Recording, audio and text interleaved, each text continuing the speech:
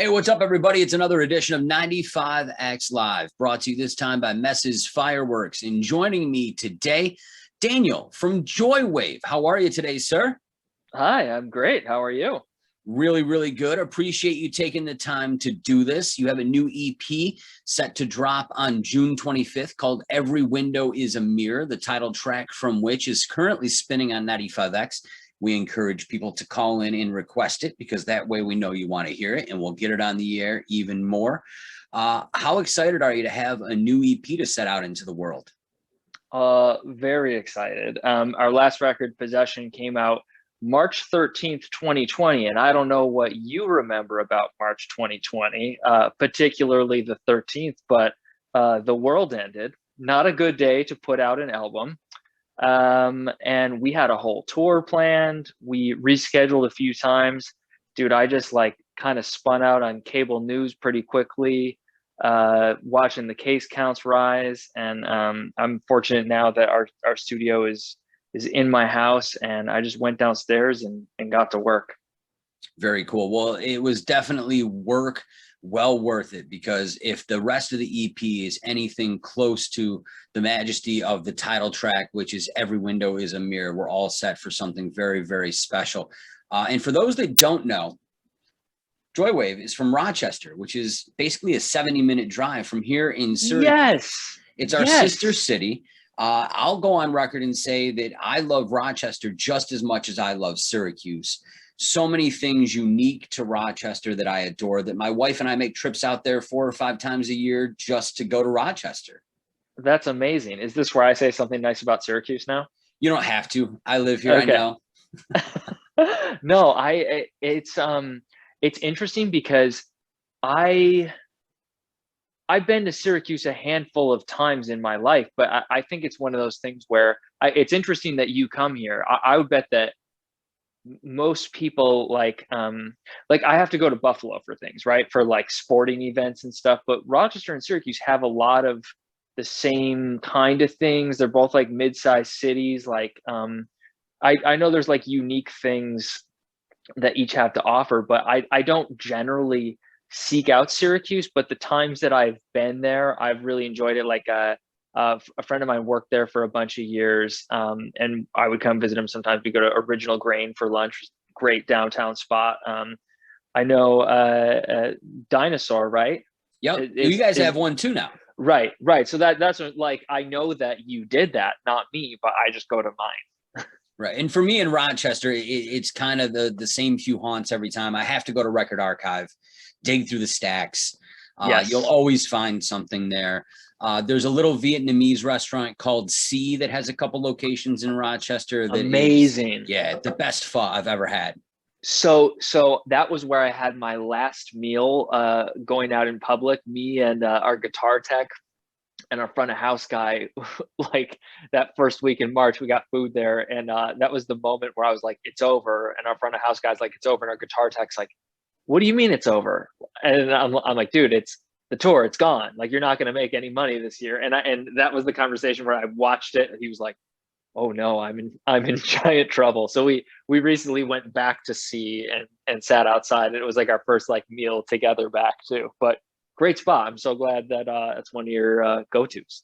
Absolutely. Now, one of the things I've really enjoyed the most about Joywave over the arc of your career is how unabashed you guys are in being true to your artistry. There is a certain level of wit and humor mixed in amongst these really intelligently written and presented songs that, in my opinion, are some of the most well-produced tracks that have come out over the last half decade.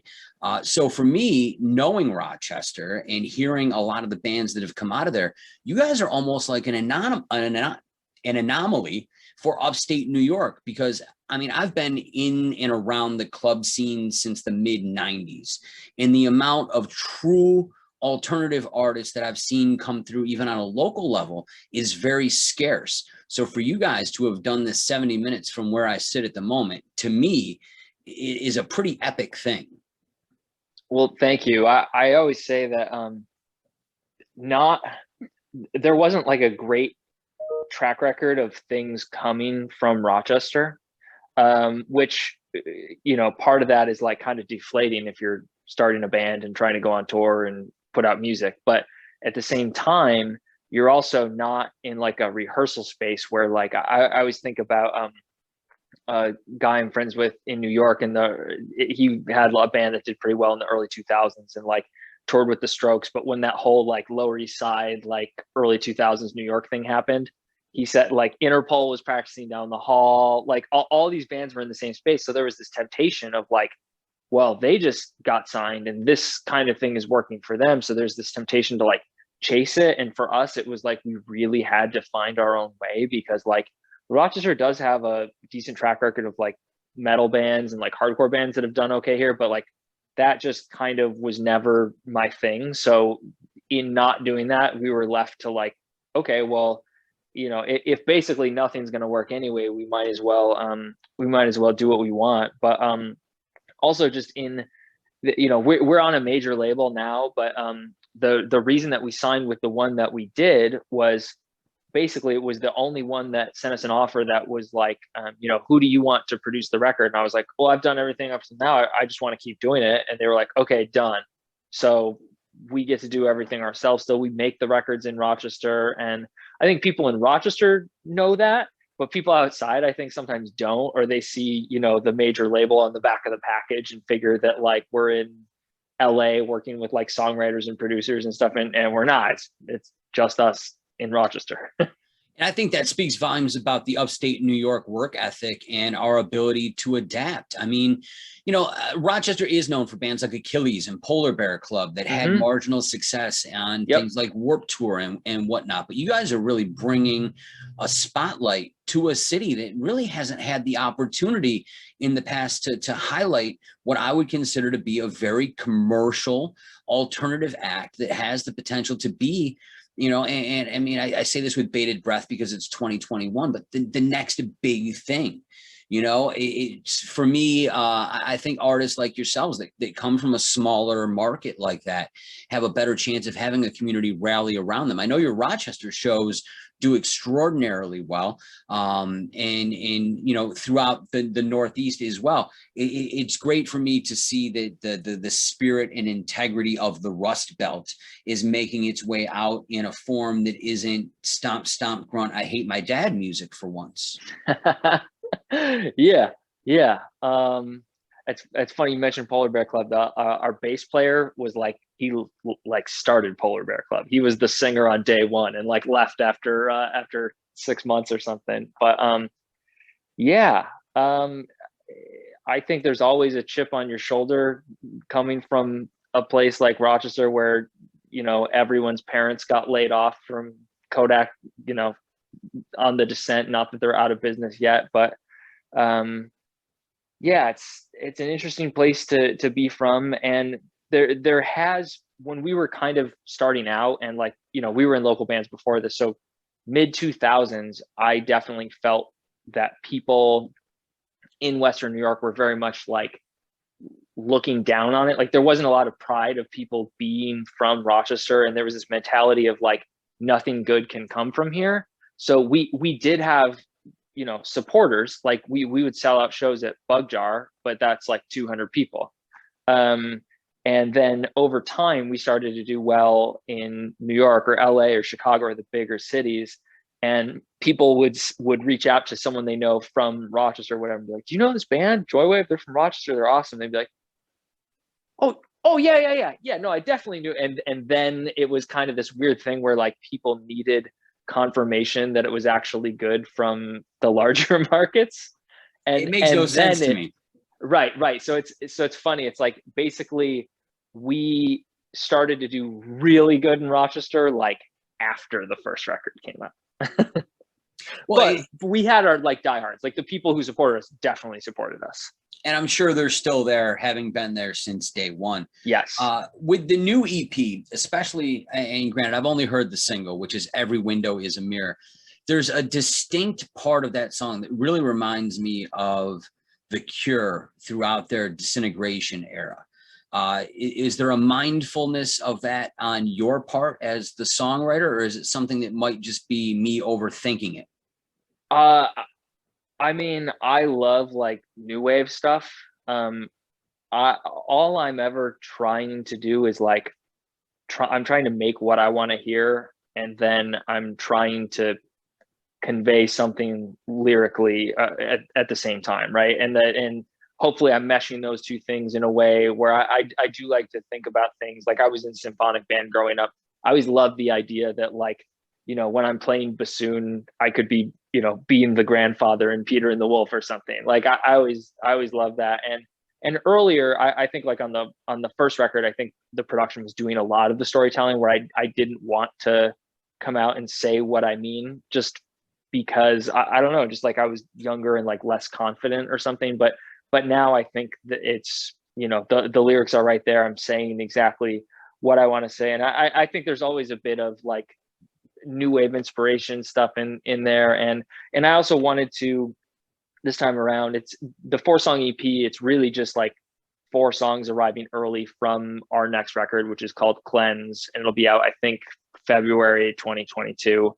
And the idea was like Possession to me, which was our last record that came out in March, was kind of like the perfecting of the things we did on record 1 and record 2, where like record 1 is really synthy and production heavy, and like there's vocals and lyrics because I'm like, oh, of course there is, right? There's supposed to be. And then the second record, I kind of like honed in on the songwriting and the lyrics, and some of the production kind of like it was a little bit more of an afterthought.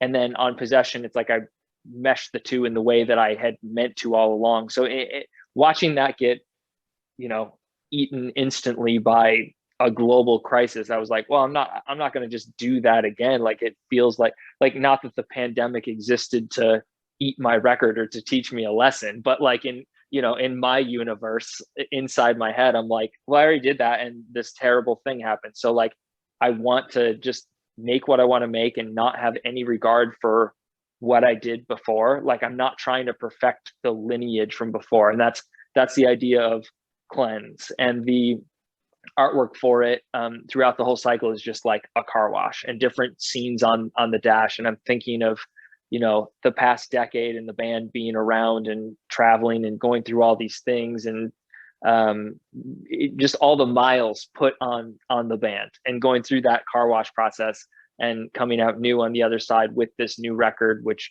isn't trying to connect to the ones before it, and is ready for, hopefully the next decade or 2 or 3 or 6 months. We'll see. I love that. And I love your awareness of the growth process of your artistic nature. And I think it's very apparent not only in talking to you, but I think it's very apparent in the work as well. It's my favorite thing, being an older person who's been able to watch bands such as yourself that broke a decade ago grow over the course of time. And one of my favorite things, and I usually hate doing this, but I found a quote from you that I kind of want to fact check, and B, just spoke to me like on such a level. And it's this. It says, we tip our hat to people who do what they want to do and constantly reinvent themselves. People who say, I am going to do exactly what I want to do right now and not worry about what I did before or what the last track sounded like. That level of reckless creativity is what we continually aspire to. Yeah, I think that checks out. I did say that. I still feel that. I think I feel it like a record at a time now, whereas like on the first record, I think I was feeling it from MP3 export to MP3 export, where like the first record is really all over the place. But I think about like the people who really inspire me. Like I love that Damon Albarn had a whole Blur career and then was like, what I feel like doing is a cartoon band, and does it right, and it's amazing. Or like Kanye, like I really did like the early records, but then when Yeezus comes out, it's like, what is this? And a lot of people didn't like it. But I love that he took that risk, and that's my favorite of his records. And but people do it in different ways too. Like I always say, we got to play a couple shows with Smashing Pumpkins like 2 years ago now, and I did not like generally I like say hi to whoever we're playing with, and I did not, and I didn't on purpose, because Billy Corgan's Life to me is like this beautiful thing that like, not that I could ever really influence him, but I didn't want to somehow butterfly affect his day into like derailing him like 10 years from now, because like I feel like he wakes up in the morning, looks in the mirror and says like, you know, almost what should this guy not do, and then goes and does those exact things. Like there's like the Chicago magazine cover where it says, it's like a pause Chicago, and it's him with two cats and says like Billy Corgan's Siamese dream, and it's like a feature on his cats. He's got his tea house, he's got his wrestling league. Like that's so awesome. Like I want to do I don't want a tea house or a wrestling league, but if I want to do crazy stuff that's not music, like, and music affords me that platform to go do that thing, like that's amazing. And then you get to be creative in all these other areas. And like I might, like maybe I would be a painter or not a musician or something if I was like good at visual things. Like I just happen to be like good enough at music to take the ideas and feelings and turn them into that. But like if I was really good at food, like I could be like a chef and like get the same feeling of just it's the creating of something out of nothing.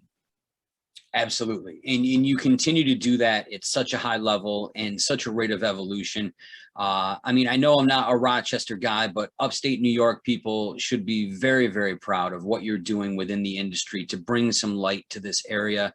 And the fact that you're doing it with such a credible bit of artistry, both with the music side. The videos are always just absolutely captivating in some way, whether it's with their humor or the production value. I can't speak highly enough about what you guys are doing, and I really look forward to hearing the rest of this EP, Every Window is a Mirror, and Cleanse, the album, which should drop next year. Thank you again for taking the time to do this today. It's been amazing being able to pick your brain and sort of relive some of my Rochester days from, you know, places like you've mentioned, like the Bug Jar or our shared love of C. It's great. We wish you nothing but success with this. And again, we encourage everybody, please give us a call, 315-421-9595. Hit up the text line, 315-629-9570, and request Joywave, because if you request it, we've got to play it. That's Please how it do. works. Daniel, thank Amazing. you again. Please give our best to the rest of the guys in the band, and we look forward to hopefully there being a Syracuse date tour-wise once the EP and or album drop. We'd love to get you here in Syracuse. That would be awesome. Thank you so much. I appreciate it. Excellent. Thank you again. This has been 95X Live, presented to you by Mess's Fireworks.